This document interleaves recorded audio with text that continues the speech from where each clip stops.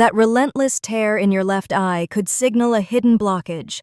Don't let it go unchecked. Tears keep your eyes comfortable and wash away dust or germs. Each eye has its own drainage channel. When the left channel clogs, often due to a tiny tear duct blockage, tears can't drain and spill over. Irritants like dust or a stray eyelash can also trigger one eye to overproduce tears. In rarer cases, a small growth near the duct can obstruct tear flow, but most unilateral tearing is due to clogging or irritation. Gentle eyelid hygiene, like warm compresses and blinking, can help clear debris and soothe the eye. When should you seek help? If your left eye waters persistently for more than a few days, see an eye doctor. They may perform a dye test to pinpoint the blockage and recommend treatments. Why wait for a doctor's visit when you could find out what's going on right now? For free at ubiehealth.com. And if you like health info that's actually rooted in science, hit that follow for more.